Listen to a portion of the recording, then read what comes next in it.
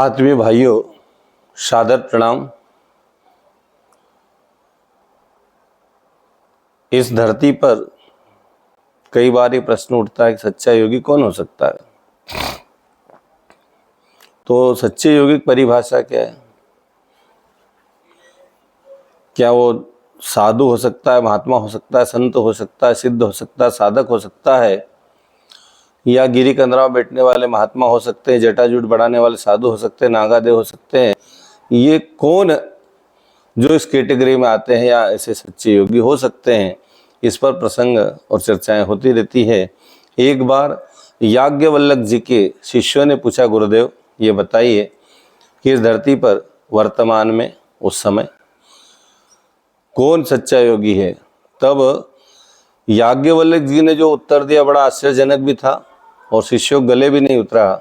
उनने कहा कि सच्चा योगी इस धरती पर इस समय वर्तमान में राजा जनक है।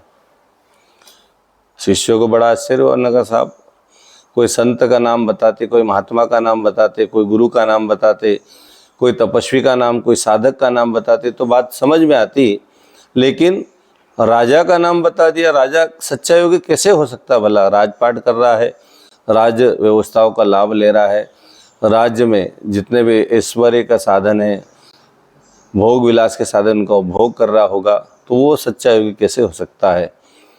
याज्ञवल्क्य जी ने कहा, शिष्य चिंता मत करो, आपको यदि शंका है मन में तो उनकी परीक्षा ले सकते हैं। राजा के दरबार में पहुंचे शिष्य परीक्षा लेने।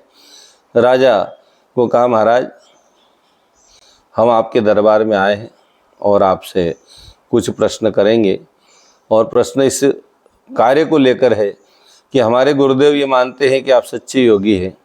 हम जानना चाहते हैं कि एक राजा होकर आप सच्चे योगी कैसे हो सकते हैं? भला आपके पास इतने साधन हो, इतने सुख सुविधाएं हो, इतनी संपन्नता हो, इतना धन हो, तो सभी चीज़ों का मद आ जाता है, तो सच्चे योगी के पास तो ये चीज़ें होने नहीं चाहिए। सच्चा योगी इतने साधनों में कैसे योगी बन सकता है? तब राजा जनक ने कहा, भाइयों महात्मन, आप लोग आए हैं, अच्छी बात है, स्वागत है।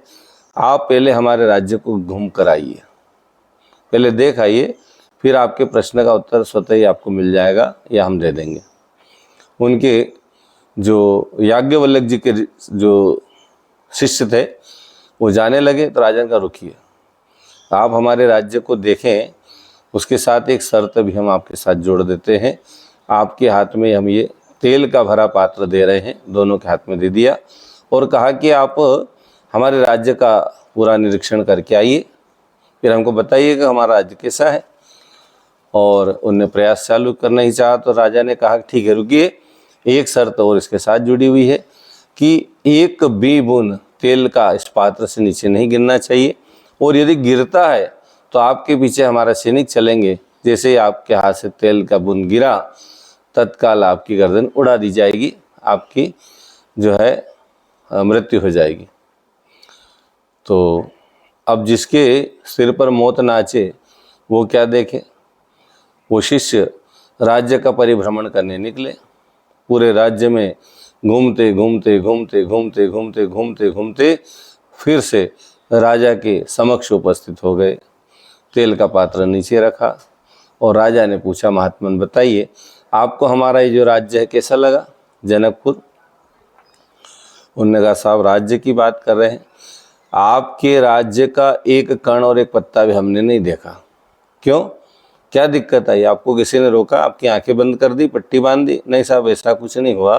हुआ ये कि आपने जो हमें पात्र दिया था, उस पात्र के साथ जो शर्त थी कि एक भी बूंद धरती पर गिरेगा तो हमारी गर्दन उड़ा दी जाएगी, गर्दन काट दी जाएगी, हमारा वध हो जाएगा, हमारी मृत्यु हो जाएगी, तो उस डर से हमने सिर उठाकर ऊपर तक नहीं देखा। हम तो उस तेल के पात्र पर ध्यान रखते रहे कि एक बूंद न गिर पाए, उस भाव से हम चलते रहे, घूमते रहे, फिरते रहे और आप तक पहुँचे। तो महाराज ये तो हमारी परीक्षा हुई, आप बताइए। राजा ने कहा कि जो प्रश्न आप लेकर आए, मैं सच्चा योगी कैसे बन पाया या कैसे हूँ, तो ये सिद्ध करता है कि आपने जिस तेल को पात्र को उठाया, ऐसे ही मैं राज्य के पात्र को लेकर चल रहा हूँ। पूरे राज्य का संचालन इसी भाव से कर रहा हूँ कि मेरे गर्दन पर भी काल की जो है तलवार लटक पड़ी है, मेरी मृत्यु भी कभी हो सकती है, कभी भी हो सकती है। और जब मरना है तो मरने से पहले शुभ कार्य, सच्चे कार्य, अच्छे कार्य कर सके, ऐसा मैं जीवन जीने का भाव रखता हूँ। और निरंतर मेरा ध्यान उस ईश्वर में, उस परमात्मा में लगा रहता है। प्रभु का निरंतर नित्य सुमिरण में करता रहता हूँ। हर पल हर घड़ी मेरे को सब सर्वत्र ईश्वर दिखते हैं। जैसे युग ऋषि ने कहा है कि हम ईश्वर को सर्वव्यापी न्यायकारी मानकर उसके अनुशासन को अपने जीवन में उतारेंगे, ऐसे ही मैं भगवान को सर्वत्र मानता हूँ और सर्वत्र मानते हुए शुभ कार्य करने का सतत प्रयास हूँ।